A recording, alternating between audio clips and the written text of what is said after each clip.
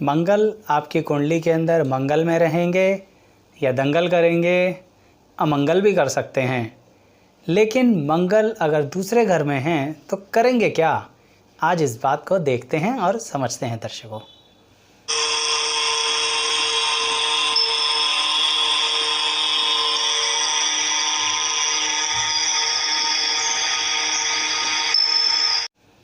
मैं एस्ट्रोलॉजर शैलेश जैन आपको अपने चैनल पर स्वागत करता हूं दर्शकों।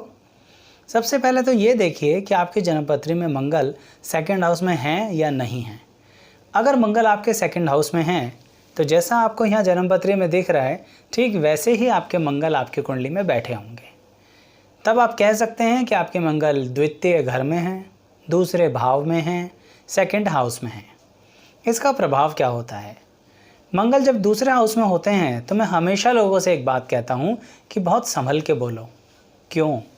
क्योंकि अब आपकी ज़बान पर सरस्वती आकर बैठ गई हैं। कहने का मतलब, अगर आपने किसी के लिए बुरा बोला, बुरा हो जाएगा। तो इसलिए जो बोल रहे हो सोच समझ के बोलो। ये अपने पर भी तो अप्लाई हुआ। अगर आपने अपने लिए भी कुछ बुरा बोल दिया ना, चाहे दुखी होकर से ही कि हमारा तो कोई काम ही नहीं बनता, हम तो ज़िंदगी में आगे नहीं बढ़ते, दर्शकों मंगल देवता वैसा ही कर देंगे आपके साथ। काम बनेगा भी नहीं और ज़िंदगी में आगे भी नहीं बढ़ोगे। इसलिए यहाँ के मंगल को सावधानीपूर्वक हैंडल करना है अपनी वाणी से, ज़ुबान से, बोलने के तरीके से। क्यों? क्योंकि आप एकदम से मुंहफट भाषा का इस्तेमाल करते हो।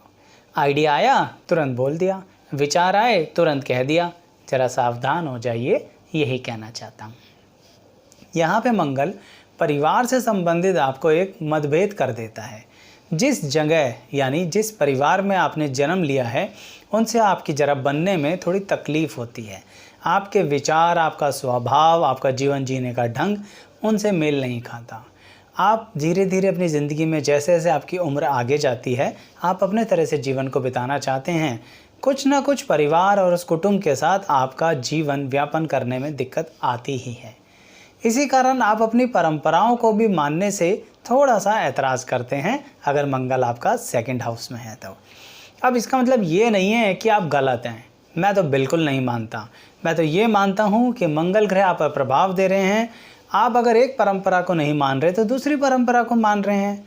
अब जो भी स्थिति है, बात तो यही सच है कि यहाँ के मंगल आपको दूसरी परंपराओं की तरफ आकर्षित करते हैं।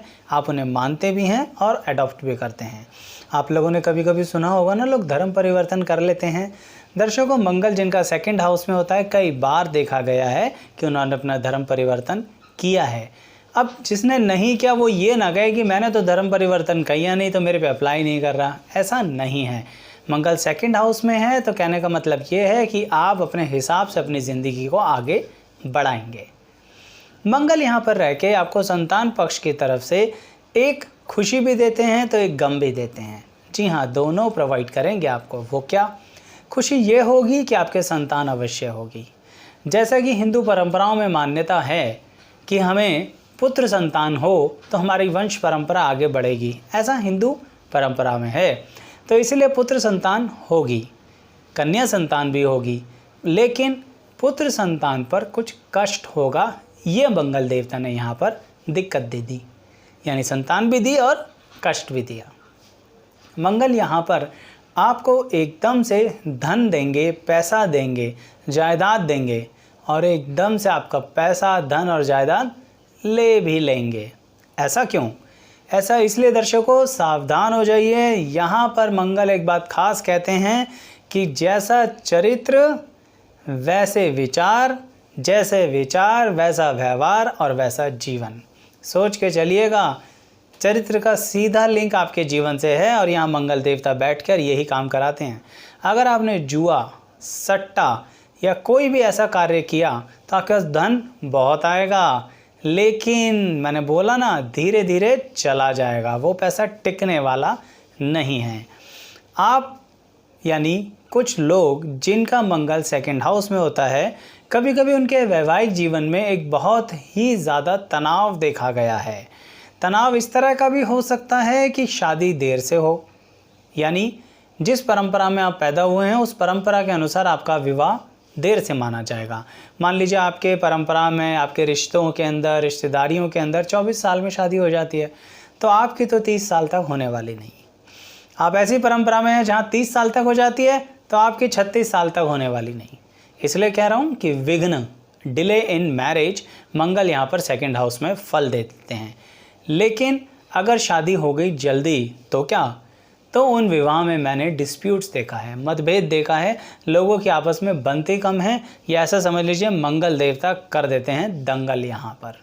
तो इसलिए विवाह में शुरुआती दौर पर थोड़ी दिक्कतें आती हैं, पर जैसे जैसे जीवन में आप आगे बढ़ते हैं ये मंगल बहुत अच्छी स्थिरता भी देते हैं आपको।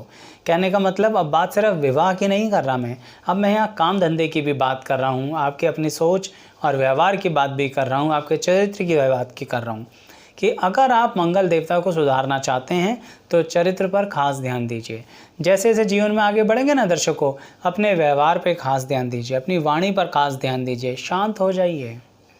अगर अशांत व्यवस्था में रहे ना तो कुछ भी व्यवस्थित नहीं रहेगा, सब बिगड़ता चला जाएगा और फिर आपके हाथ से सारी बात चली जाएगी। मंगल देवता यहाँ पर एक वैवाहिक जीवन के बाद एक अलग अजीब सी बात कहते हैं जो मैं कभी कभी ही बोलना पसंद करता हूँ, पर आज की इस वीडियो में ज़रूर बताऊँगा कि मंगल सेकंड हाउस में कभी कभी मैंने देखा है एक्स्ट्रा मैरिटल अफेयर्स भी देखे हैं मैंने।